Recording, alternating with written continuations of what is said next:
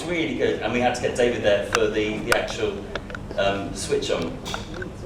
1, 2, 3, blah, blah, blah, blah, blah. So these things happen, and you probably saw this side of it, or maybe if you're a big Doctor Who fan, you would have been aware that David Tennant did the light switch on. But it probably didn't occur to you that there was somebody that had spoken to Blackpool, had worked with the designs, and got all the designs there, and then worked on the logistics of getting David from set in Cardiff all the way up north to Blackpool to make that happen. Well, that was me. That was the kind of thing I did. So when I start to tell people, oh, this is my job, they go, oh, I get it now. And you think, well, what did you think that it just happened? Yeah, it's kind of one of the things I got involved in. I should say I did these kind of talks for students, because there's students of TV and marketing, they want to know about stuff, and they are so boring.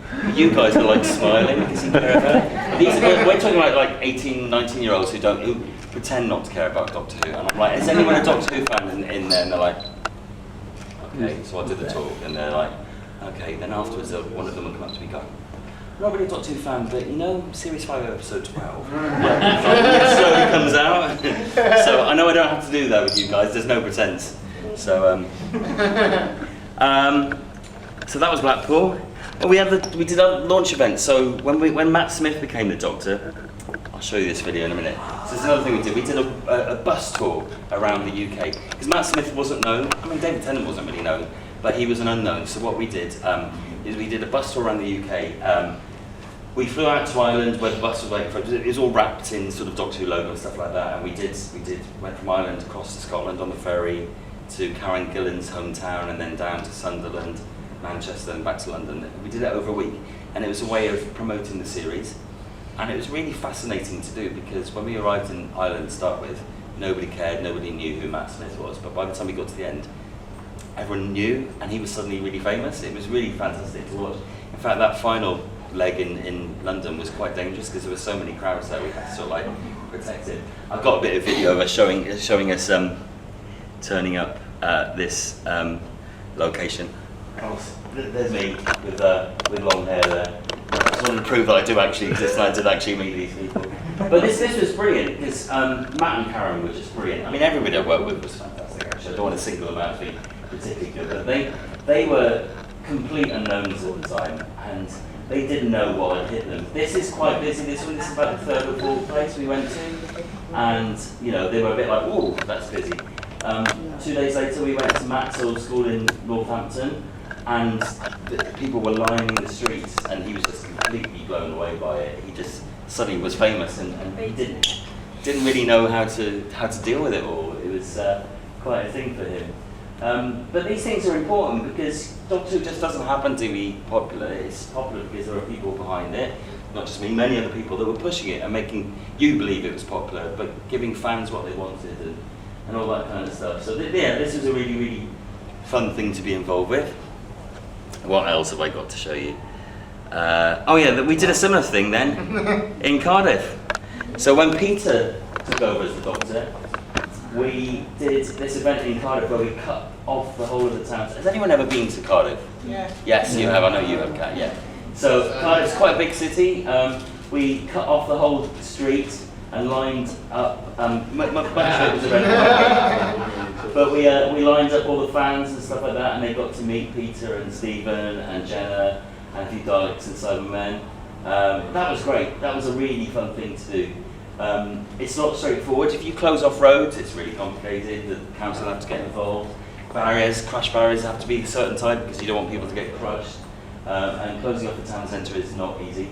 And you've got Peter Capaldi, who wants to stop and sign for absolutely everybody. And not only does he stop and sign for everybody, he does a little drawing for them as well. So that was supposed to take about 20 minutes. It took about an hour and a half in the end. And it was like 25 degrees centigrade, which, believe me, in the UK is really hot. So yeah, that was another fun thing that I got involved with. It wasn't all fun. A lot of it was like boring political stuff, you know, like so and so wants their contracts done and everything. I mean, looking back, it was quite good fun, but I'm just sharing the really good fun bits with you today. Yeah, so press. So I didn't do press, but there were people doing press. But I got to help them out. So Entertainment Weekly, I don't know if you're aware of it, in the US it's like the big magazine for TV. And it's in millions of households and stuff like that. It's a really big thing. So when they wanted to put Matt Smith on the cover, this is against Series 5, his first series, that was a really big thing, because you're probably aware that, unlike Australia and obviously UK, Doctor Who wasn't very big in America at all. It'd been on the PBS and stuff in the 70s and 80s. But then when Matt Smith became the Doctor, it suddenly took off again. So they were like, okay, we want to put Matt Smith on the cover of Entertainment Weekly. And we were like, wow, that is a really, really big thing. We sent them a set of photos, and they were like, what's this torch that he's holding? Is it, and they were like, it's a sonic screwdriver. They were like, it doesn't look like it looks like something else. And so it wasn't this picture we were sending. So all the shots that we had were either him holding it upwards, where it was like a stick with a light on it, and may have looked like something that some people might take for a private moment. That's all I'm going to say. Or it was held out, and it was just a torch. And they were like, it doesn't read. We don't have 50 years of knowledge of what the sonic screwdriver is. Well, 50 years. So have you got something where it's turned like that? And we're like, okay, we'll have a look. And we looked through all our photos, and we're like, no, we don't. And they were like, okay, we're going to have to leave it then. And we're like, what? So what we actually had to do is to reshoot that picture with Matt Smith's hand slightly tilted so they could read it, but Matt Smith wasn't available. So that is my hand. This hand has been on the cover of the most popular science magazine in the United States. I had to put the jacket on and obviously photoshopped off on and stuff like that. So two funny stories. When this was in my house, my sister saw it and she said, that's your hand. I was like, how did you know that? She said, I've known you since you were a little boy, and she recognised my hand. And the other thing that happened is I've been doing conventions over the years, and now when I get to go to them, people bring me this to sign. So yeah, there we go. But yeah, we've got to do other stuff like Radio Times, I'm sure you're aware, is a big magazine in the UK. It's really important to the BBC because it's quite prestigious, but it's also in a lot of households. So we do lots of special photo shoots for them, because it's all about promotion. You guys are going to watch every episode, hopefully, ever. But not everybody is, but if it's on the cover of Radio Times, then people know about it. I have got a sneak peek of a special photo shoot we did for Radio Times later. I'm going to show you some footage there, so that's good. A lot of the time I'd be correcting stuff, so this went out on the Times. Russell T.D. Davis leaves Doctor Who. Does anybody know what's wrong with that sentence? This is like being in school now. Can you tell me what's wrong with that sentence? Spelling of Russell. Russell is spelled correctly? Makes him sound like they're together. You're missing a dot. Davis is spelled correctly? There is no dot after T. No. It doesn't stand for anything. It's Russell T. His actual name is Stephen Russell Davis. So a lot of my time was phoning up and going, when you take the dot out. And you know, that doesn't matter in the grand scheme of things. Is Doctor Who going to get one less viewer because we put a dot in the name of Russell T Davies? But if people like me weren't caring about this kind of stuff, and then no one else would. And you Doctor Who fans, you know what it's like when you got all those Target books in the 70s and they were in different fonts and different levels. That was really annoying, wasn't it? Really annoyed me as well. So hopefully it's nice for you guys to know that somebody cared about this kind of stuff. So yeah, this is the thing I did. Big Finish audio, so you're all familiar with that, I guess. Yep. Big Finish are not BBC, you know that. They're a licensee, but somebody still had to read all the scripts because Big Finish were fine, but it could have been another company who could have slipped in something that was I don't know, sexy or something terrible that you wouldn't want in there, or something like that. Or what they could be doing is they could be doing a new Fifth Doctor adventure, which was exactly the same as something we were doing for the next Peter Capaldi story or something like that. So every single Big Finish story, script, I had to read. Now, I think some of you are probably like, wow, that's great, believe you me, when you're going to read like about 10 a week. I got very good at it. I knew which writers to look out for, and if it was like, oh, it's him, that's fine, yeah, that's fine. But yeah, somebody had to read them, and that was me. What else did I do? Photo shoots. So, photo shoots. Again, very clever, talented people will come up with ideas for photos and say we want to shoot them. And so a lot of the time my job was just to find time in the schedule, because these guys were busy shooting the episodes themselves and didn't have time to do photo shoots as well. So I would go to the production office and say, you have a question? Is Jenna Coleman dead? Now, people in England refer to that. I will talk about that. I will talk about that. So yeah, a lot of the time my job is just making sure the photo shoots happen. But this particular one, this is why I'm going to talk about it. This was my idea, and I'm really proud of this idea. Yeah. So let me tell you a bit of the story behind this. It was series 9, I think. Yes, series 9 wasn't it? 2015. That's August 2015. And promoting the series, sending out photos, etc. We were really happy with it, but then we're a bit worried because in the UK that series was going to go out against the rugby, and I'm sure it would have been the same in Australia. We were really concerned that nobody would watch it because they were watching rugby, so we wanted to put out a bit more promotion, but there was nothing really to give. So someone said, why don't we do a photo shoot with them on the day of episode 1? And what would that have been? Which is familiar, I think? Or was it Magician's Apprentice, whatever was the first episode? I think Magician's Apprentice. Yeah. So that was going on, and they were saying, can we do some kind of stunt photo that goes out? And I was like, yeah. What? And they were like, can we get the Daleks into London on the Underground? I was like, yeah, we could do that. Then someone came up with the idea of the Daleks on the Abbey Road crossing. I was like, okay, yeah, we could do that. And I just thought, that's not special. Nobody's gonna want to, I mean, it is special. It's a bit different, but it's not special enough. And I said, well, how about if we got the Doctor and Clara into the photo as well? And everyone said they won't do it because it was the last day of filming the night before. It was their first day off. There's absolutely no way that they'd want to do a photo shoot in the morning. And I said, okay, I know Jenna, I know Peter. If I offered them a trip of Abbey Road Studios, they would do it. And they're like, well, feel free to ask. So I went up to Jenna and Peter said, look, I want to do a photo shoot with you on Saturday. I know it's your day off and it'll be early in the morning. But if I throw in a trip of Abbey Road Studios beforehand, will you do it? And they're like, oh, yeah, all right then, we'll do it. I was like, great.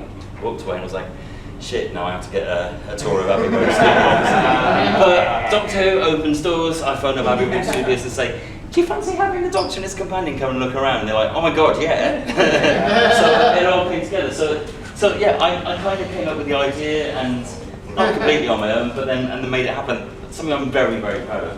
Something I'm particularly proud of this picture is BBC have been trying to sell Doctor Who to China for many, many years, and they were talking to the Shanghai media group, and they just weren't getting Doctor Who at all. And apparently somebody saw this picture and suddenly got Doctor Who.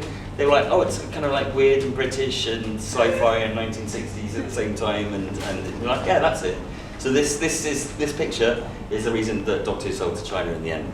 I thought it was banned in China.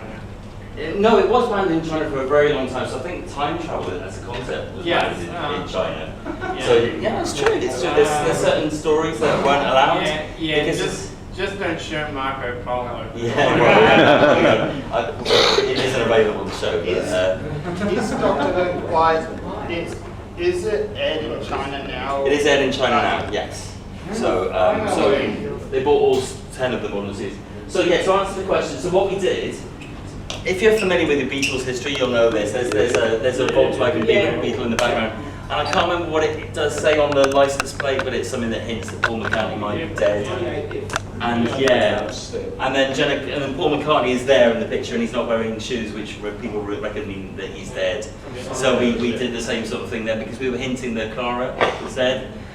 He's holding a cigarette, but so she's poking, I think. So there are lots of little clues like this. What I'm going to do is I'm going to show you some behind the scenes pictures and a video of it to give you an idea of stuff. So we had to rehearse this picture, we had to do it guerrilla style because the council were fine with us taking the picture, but we couldn't close off the road. They said if you can get in there in like a minute and do it, you can do it. And we're like, okay, that's cool. So we had to practice it beforehand because they couldn't be still, they had to sort of like jump into place. So this is in the forecourt of Abbey Road. This is me. Look at me with my hair tied back because I was in a rock stars in Abbey Road. And I was being the Dalek. This is the first AD, and we were just basically practicing it. And the photographer was there working out how it was like 1, 2, 3, blah blah blah. So we rehearsed all that beforehand, so that when we went out into now. This is where hopefully I can get the video to play. Can I get the video to play? Bear with a second. It might have to connect to the internet. When there's strangers to it. Hey? When there's strangers Have you seen the video before? No, the video not working. familiar with. With the video, yeah. Breaking down. Yeah, I just need to tether it to my phone and it'll work. So there's a video of the making of this, which hopefully I can make happen now.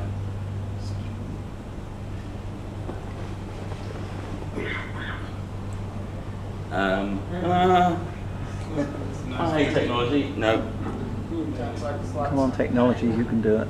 Come on, technology. Don't let me down here. Aha, something's happening. Great when it works, but terrible when it doesn't. Here we go. This is promising. Right. Oh, the sound's coming out of here. You don't really know. So basically we had, they said 60 seconds. We had to, so the photographer is on a step ladder here in the middle of the road. We wheel him out, put him on there, he climbs up. We get the Daleks, Jenna and Peter into position. There are loads of people here on this side, and we're saying, could you just hold on a second? And most people did. Some people were a bit arsy and they wanted to carry on going. But most people were like, oh my god, there's Doctor Who and the Daleks, so they were very excited.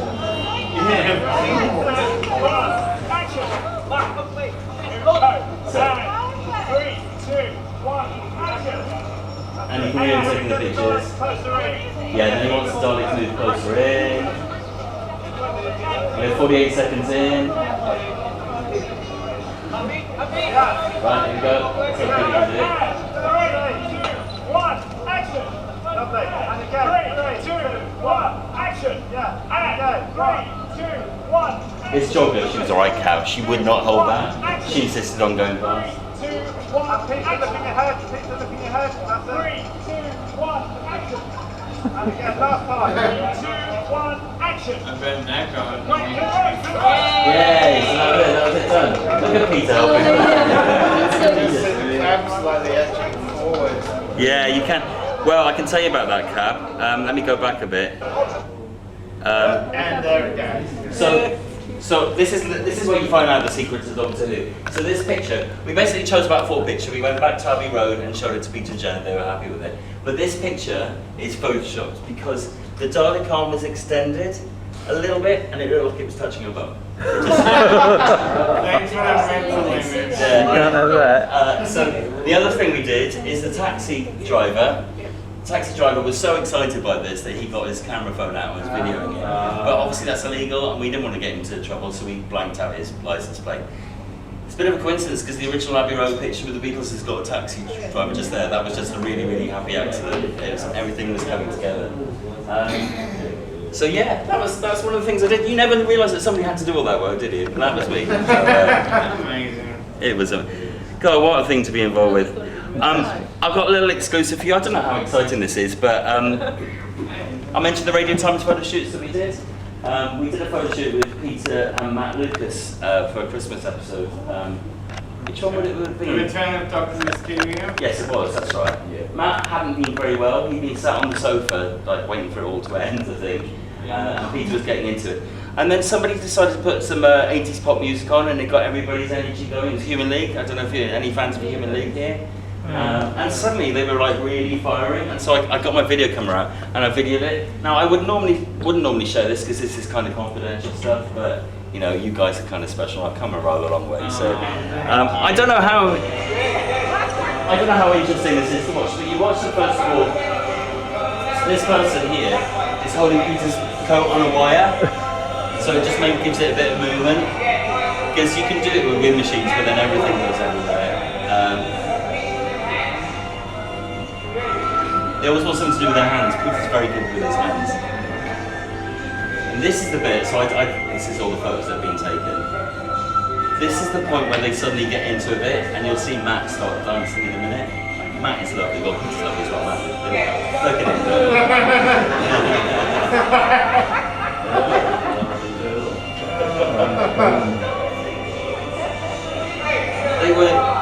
it's a bit of a cliche, I was like one big family, but it really was. Everyone was really, really good. People say to me, oh, there must have been somebody that wasn't very nice. No, we were just really lucky. Everyone was lovely. I got really well with people as well. So yeah, it was great to be part of this kind of thing. And like I said, there was boring stuff as well, which I might come to. But a lot of it was really good fun. So we did the proms.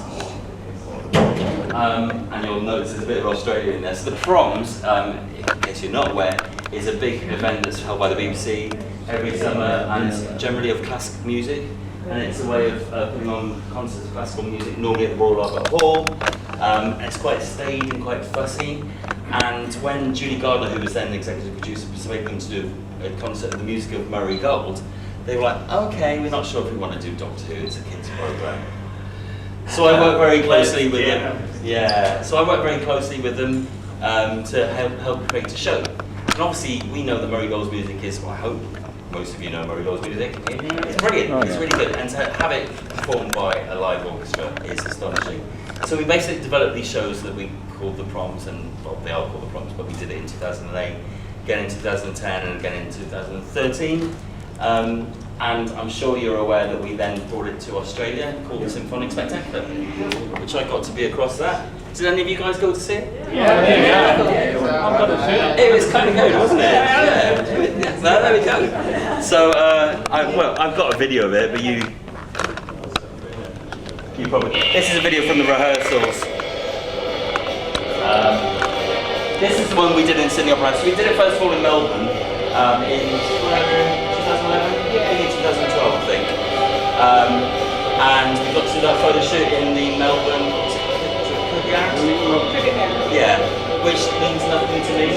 But like people are like, oh my god, you've actually walked on that. I was like, yeah, okay. Apparently, if you're a fan of cricket, it's like, I don't know, it's like walking on the TARDIS for a Doctor Who fan. The sacred ground means absolutely nothing to me at all. But yeah, we got to do that, and then we brought it up to Sydney. This is at the end of 2012. I staged at the Opera House. That was fantastic to work. I think we were there 8 days in total, including like time either side. To work at the Opera House is like, wow, that was pretty amazing. Yeah, this was a rehearsal that we did of it, so nobody's dressed up properly. Obviously the monsters are. But the brilliant Ben Foster is just such a charismatic personality. Anyway, I think Symphonic Spectacular is one of the things I'm most proud of. So my job on that would have been quite a lot. Actually, I wrote the scripts that they talked about in between. The monsters, I didn't choreograph them. We came into the castings here. Some of the bigger monsters we brought over. So we had Paul Casey was one of the actors, and I think Jacob Gilbert came over. John Davey came. I don't think the first one, but he came to another one. Yeah. But all these are the vampires and regular Sidemen we cast out here, so I had to meet with them and explain to them how they move and stuff like that. Not choreography, but you know, the other kind of stuff.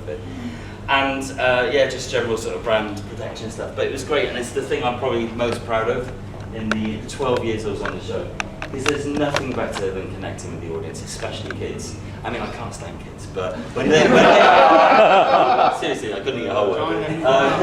But when they are engaged with Doctor Who, it's the best thing, because they know it's not real when a Cyberman walks them, but they love it at the same time. It's the best feeling, and to have them walking down through the audience. Yeah, one of the things I'm very, very proud of, and if you guys enjoyed it too, then I'm pleased with that. We did a few official conventions. We did one in Wales in 2011 or 12 it was, which was quite small. It was the Wales Millennium Centre in Cardiff, and this was a big sort of test because we knew for the 50th anniversary they wanted to do a really big one, which then happened over the weekend of the 50th anniversary. I'll talk about the 50th anniversary in a minute. How am I doing for time? Okay, John? Yes, okay. As you can tell, I can talk for ages, so you haven't got to worry about it. Happy to do that. Well, John said to me that they normally have a charismatic interviewer here, but he's ill. And I was like, oh, it's okay, I can talk. And then he told me he's really pretty. I was like, well, I'm glad he's not here. I want all the attention. I don't want you all looking at this pretty moderator. And we did the big convention in London for the 50th. I don't know if any of you got to travel for the Doctor Who celebration. Yeah. You did, some of you. You look familiar. We met before. No. Oh, okay. Not that I know of. That was great because we got back together as many of the Doctors as possible and companions, and it was just a fantastic experience. And we also screened the 50th episode that weekend. I will come back to that because there's a lot to talk about there. We then did the Doctor Who Festival in London in 2015, Kat? I think we worked out it was 2015.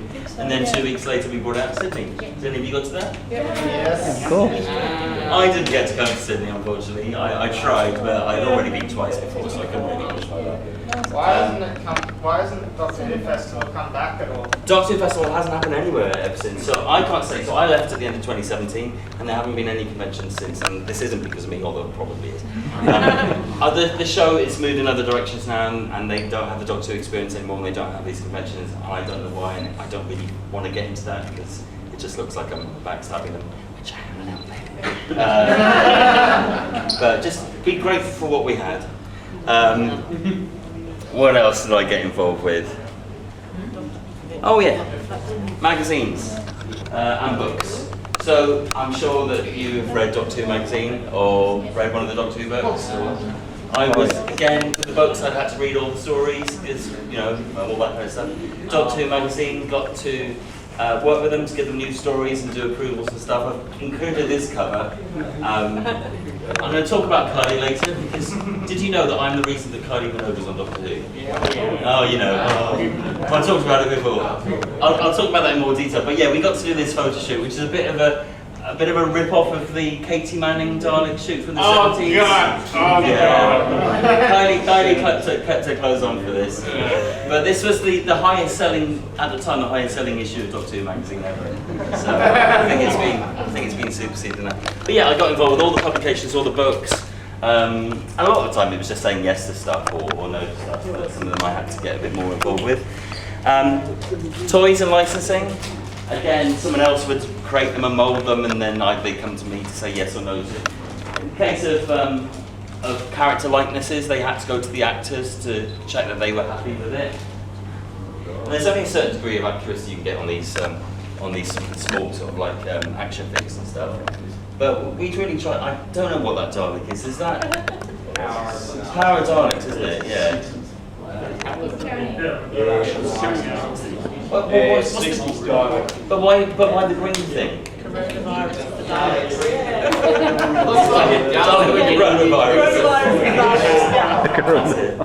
I can't remember. I must have said yes to it at some point. DVD range, obviously Doctor Who sells on DVDs and Blu-rays are not really selling anymore, but the Doctor Who ones are, because of you guys. I guess you care about this stuff and you want to collect things. And my involvement with these would be helping to source extra material, like behind the scenes stuff that would be exclusive to DVD, but also working on the packaging to make sure it was as good as possible, and doing things like the steelbook covers and all that kind of stuff. Again, I didn't do them, I can't claim that I'm the talent, but I would help people do it, and I'd give them all the assets they needed and the direction so that, you know, everything felt right. What else did I get involved with? Oh, now there's some things I'm slightly embarrassed. I have to say, it wasn't my job to say yes or no to stuff. Someone else did that, and quite often they came up with ideas that I didn't like, but it was my job then to make it happen. This isn't too bad. There was one I really hated. There was a 11th Doctor, Mr. Potato Head, which was basically Mr. Potato Head with a fez and a bow tie. Really hated it. And my colleague that I used to sit next to used to know I hated it, so he had one on his desk. Which I have to say, after about 3 or 4 years, I got used to, and I kind of liked it. There was some stuff that someone else said yes to. There was a Doctor Who barbecue set, which I really disapproved of, because all it was is like barbecue tongs with the Doctor Who logo on it. There's a lot of stuff I'm really proud of. The Cybermen voice changer helmets, which were a really big thing in 2000. Yes. The what, sorry? The Cybermen and the Dalek one. Yeah, oh yeah, exactly, yeah. That was the year later, wasn't it? Yeah, so I'm really proud of that. What else? We did a few crossovers, which I'm going to mention in a minute that I like. So yeah. Doctor Who, the stage play. Yes. I saw it in Bristol, and I asked it wasn't going to go anywhere else. It wasn't going to come to Australia. So which stage play is this? There's a few different ones. This was with John Pertwee. Okay, so that was way before my time. It was actually the John Pertwee one. Was that in the 90s? Ultimate 88, yeah. Very late age. Yeah. So I was actually living in Bristol in 1988, but it wasn't my involvement.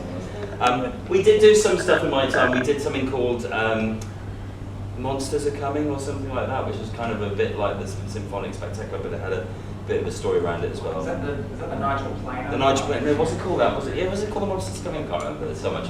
But there was a bit of a loose story. There's a bit of a loose story attached to it and stuff like that. So I can't comment on that particular one. And I know that there was always an idea to do some sort of Doctor Who theatrical show live in my time. And it's just something that's not very easy to realise live. You can, but to do it well live is not very good. Because if you think of all these Cirque du Soleil things and stuff, that would fit with the Doctor Who brand really well to have like magic tricks and stuff, but it's very complicated to do. You'd also kind of need the incumbent Doctor to be in it to make it really successful, and hopefully in the future they will do something like that. But yeah, it's a bit like why there's never been a Doctor Who film, and I hope there has been. You know what I mean? Yeah. I think it'd be great to have a big Marvel style film, but I think that Hollywood would want the current Doctor to be in it, and that means 6 months where they couldn't film the Doctor Who series. And as you know, it's hard enough to get Doctor Who on air as it is, so to take them out to do a movie. But that's a whole other thing. Yeah, Toby jokes. Very, very proud of that. Not really. 50th anniversary. So we did lots. So I just cut it. I'm talking about the stamp. So we had His Royal Highness Prince Charles come and visit the studios, which was really great. People have different opinions on the monarchy. Personally, I thought it was just fantastic having Prince Charles come to the studios and the place where I worked and looking around. And he was lovely. That's all I'm going to say. He was really delightful. Him and Camilla got to step on the TARDIS and look at stuff and play with stuff and meet Matt and Jenna. That was really good fun. We also then later that year we went to Buckingham Palace. So we had a group of people from Tom Baker was there, Matt Smith was there. We had a few doctors there and a few key people from over the years. And we went to Buckingham Palace. That was really great to be part of that. We tried to do lots of things for the fans in that year, and I hope that fans were pleased with what we did. We didn't really announce what we were doing in advance, and that was Stephen Moffat's idea. He said, if at the beginning of the year we said we're going to do this, and this, it just gave the fans 11 months to moan about stuff. Because, you know, none of you lot, but you know that some Doctor Who fans can be a bit moany. Obviously no one in this room. And I think he was right.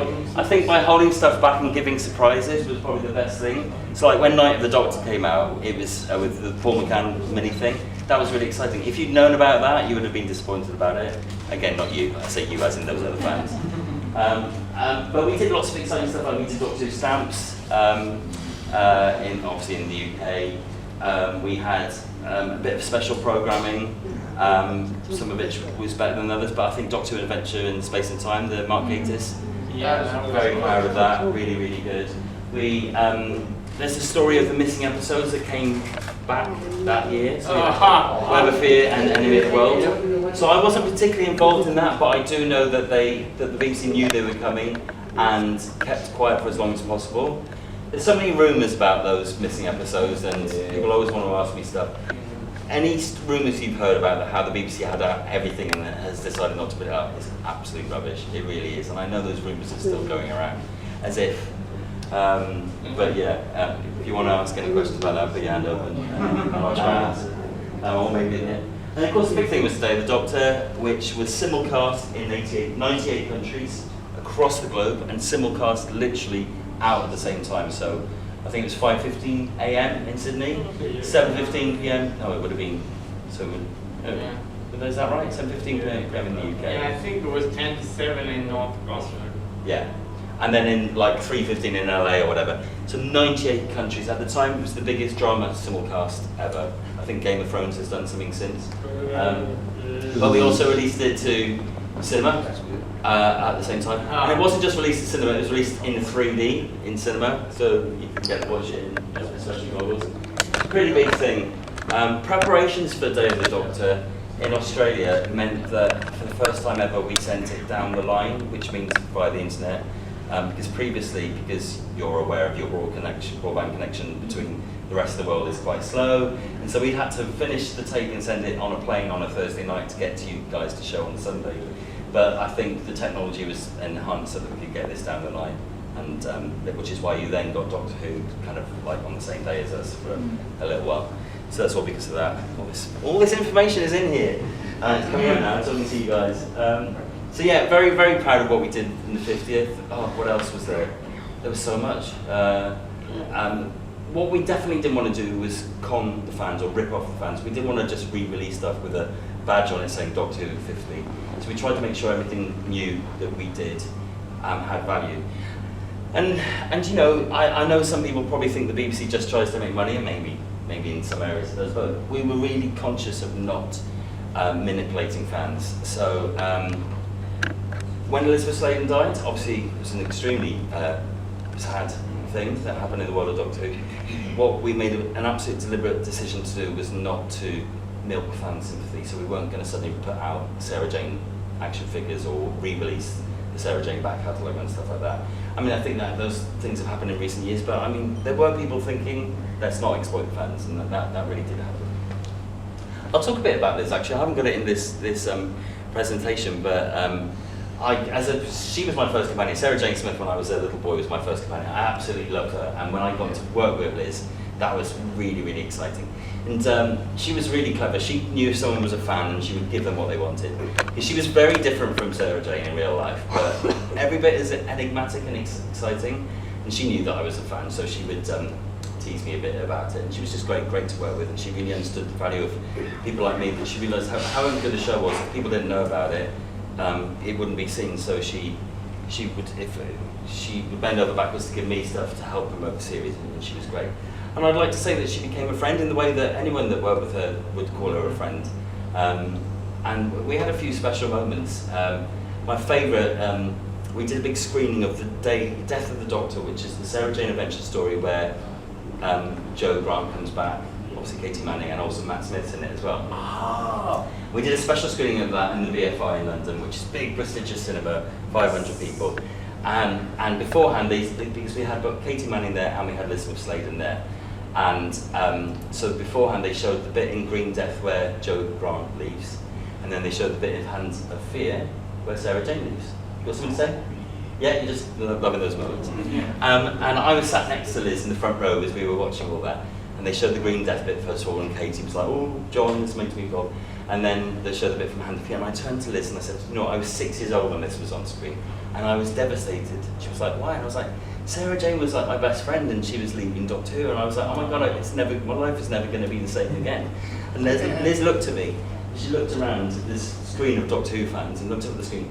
She put her hand on my shoulder, on my leg, and she went, "I think it all worked out in the end, though, didn't it?" That was the last time I saw her. She died a few months later, and obviously everyone terribly moved by that, and it was really sad. And I was speaking with her family, saying that a lot of fans want to find a way to commemorate her, and they suggested that they donated to the hospice that looked after Liz in her final weeks. And so we put out a message on the website saying, if you want to send donations, this is where it should go. And I thought, you know what, I want to do something. What do I want to do? And I wasn't quite sure. And I came up with this idea of doing a charity walk. I thought what I'll do is I'll walk from Cardiff to London and see if people want to donate in Liz's memory for the hospice. And I planned it all out because it's quite a long way. It's about 180 miles, I think 160 miles. And I wanted to do it alone. I wanted to walk it on my own and just try and raise money, which did. I planned for it, and I did it in the September. She died in the April, did it in the September. And I'm very proud to say we raised £20,000, which went to the hospice. 5,000 of that came from Russell T Davies himself. I could not believe that he donated so generously. But I think the reason it was popular is people wanted something to show their grief for Liz, because she meant a lot. Whether you met her or not, her moments on screen were incredible.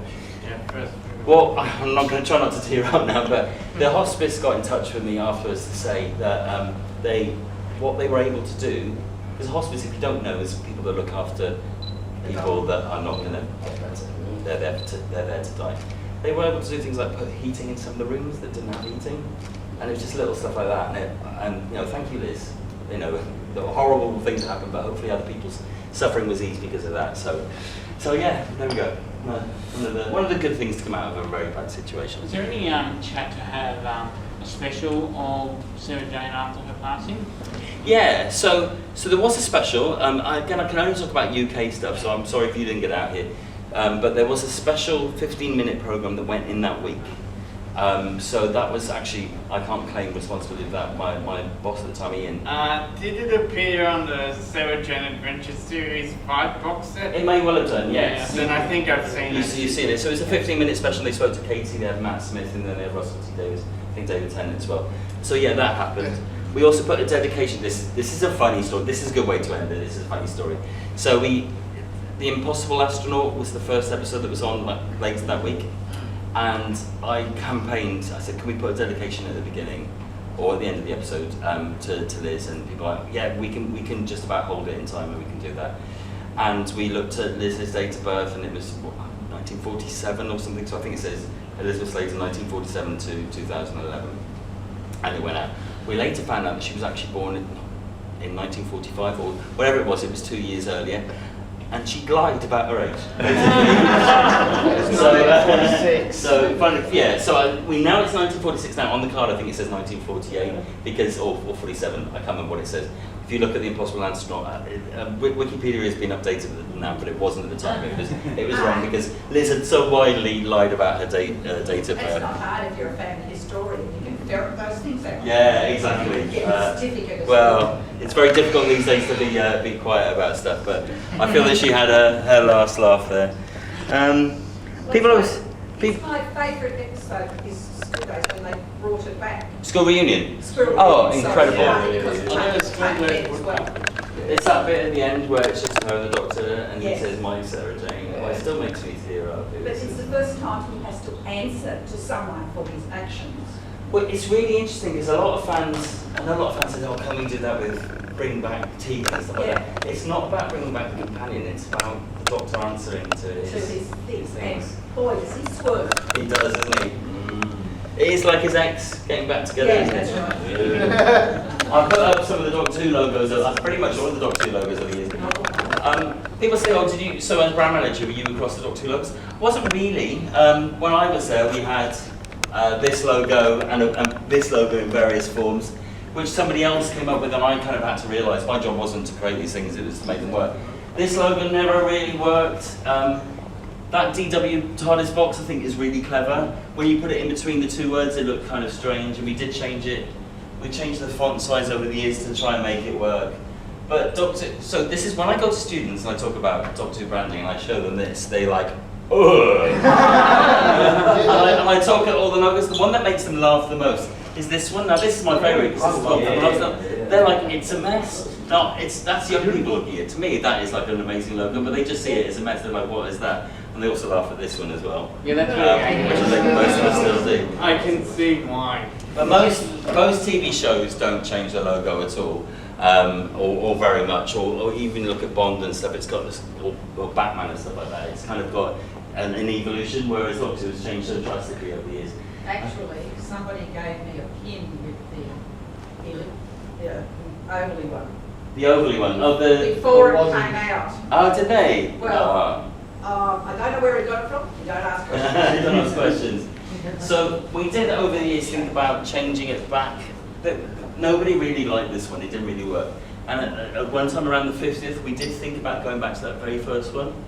And Stephen Moffat was really up for that. And we went to the head of BBC, and they were like, "Why? Why do you want to change it?" And we were like, "Because we're Doctor Who fans, and we like changing the logo." And they were like, "Yeah, okay, we'll do this." And they're right. And us fans are a bit obsessed with the Doctor Who logo, and I think it has maybe gone a bit wild at these. I like the current one. Obviously, had nothing to do with that, but I think it's great. What we did do in the 50th episode, if you watch Day of the Doctor again, the only logo you ever see is that very first one, so that comes up on screen. And I thought that was a nice little tie-in. Were you the one who stuck the BBC above Doctor Who? No, that's kind of a branding guideline of anything with BBC. So I think from whatever date, the BBC logo is supposed to go on anything that's got a Doctor Who on it. So no. I probably would have had to make it happen. And there were rules about it. If it was only in a certain size, you could take the BBC logo off and stuff like that. But yeah, just a slightly annoying thing that happened. I got to do, because you know I am a Doctor Who fan, I got to help out with stuff like this. So when Doctor Who magazine celebrated its 500th issue, I think, we got Peter to recreate that picture with the cover. So this kind of nostalgia thing is fun. It's the sort of thing you have to have fan facing. If you go to the general public with this, they don't care and they get confused. So we try and keep it to more fan type of things, because we do care. But that was great. And Peter really got that. He understood why we wanted to do it. And It looks like he's enjoying it. yeah, he was. And yeah, a couple of times we worked with other brands. So obviously Doctor Who had a Lego crossover. I can tell you a story about this. So basically they were going to put the current Doctor into the Lego game, and we saw scripts and molds and stuff and approved it. Then when we got it, there's a thing, and I don't know if you've ever played this, that you can become any of the Doctors. And if you're one of if you become like the second Doctor and you go into the TARDIS, you get the second Doctor's control room. Yeah. Lego did all that themselves, and it was just brilliant. And we were kind of a bit annoyed that they'd done that without our permission, but obviously it was so good and so well realised that we could. And they had been accurate. They obviously had real fans doing it, so that was great. Another big thing I got involved with was the Mr. Men books. So this is something where I can actually claim a bit of a. I can claim a bit of had my hand in this quite a bit. So they signed a deal with the Mr. Men books, the estate of Roger Hargreaves, to do Mr. Men Doctor Who books, and then they came to me and said, "Can you make these happen? What we want to do is we want to do Genesis of the Daleks in Mr. Men format. You know, well, that's what they want to do. For each Doctor they wanted. They said, choose a classic story, and we'll get them to retell it in 26 pages in the style of Mr. Men." And I said, "That's not going to work. That is really, really rubbish."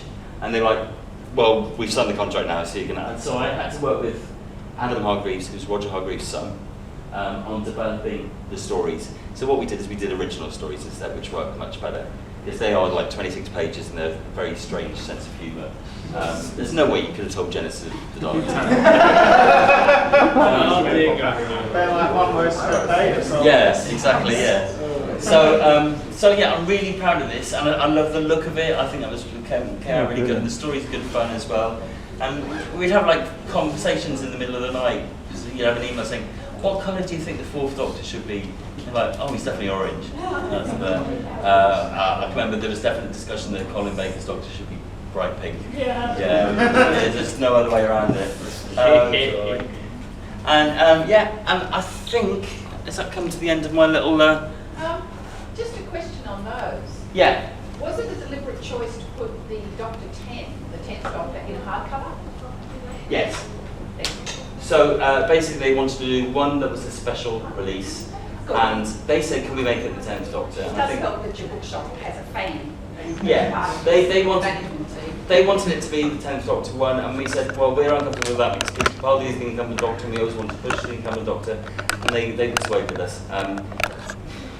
There's no one over listening, but obviously David Tennant's Doctor is one of probably the most popular. When you look back on it all, and it's not my, that's your own favourite. I mean, it's one of the things I had to do quite a lot, because we had a rule: if you had a collage of all the Doctors, they all had to be the same size. Unless it was the incumbent Doctor, we would allow them to be a bit bigger. And I would get designs sometimes, and the 6th Doctor would be tiny, and you knew it's because the designer didn't like the 6th Doctor. And I'd be, this is really unfair, because the 6th Doctor is somebody's favourite Doctor. I mean, he's definitely Colin Baker's favourite Doctor. So you just have to be fair and give equal representation. That is, I've been on for exactly an hour, that's not bad, is it? So that is just only like a tiny section of the stuff I did. I got involved, like I said, a lot of it was boring and stuff. A lot of it was really, really exciting. And I left, my job came to an end, the way that the BBC operates, where it was BBC Worldwide and BBC changed and it became one company. So my job went, and I could have stayed at the BBC, but I think it would have been a bit odd to be at the BBC and not being involved with Doctor Who, and it'd be a bit like splitting up with somebody and then moving into the house next door. I've also been at the BBC for 17 years, and I don't know what your redundancy is like here, but in the UK that meant I left with a lot of money. So So that eased the blow slightly. So I've not been involved with anything to do with Jodie's Doctor. They started filming in the last few months I was there, but it was all very closed off from other people. But I was there for that era. I'm really proud of what we did. Had a lot of fun doing it. And if there's anything from that era, from the books, the audios, or the symphonics box that you enjoyed, then it is 100% down to me. Thank you very much. Well done. So I'm here all day, and I think I'm coming back to speak to you again about other stuff later. Very good. So thank you for that. Thank you. If anyone would like autograph or photos of Richard, we'll just do them there at the record desk. Otherwise, it's lunchtime. Cool, thanks guys. Thank you.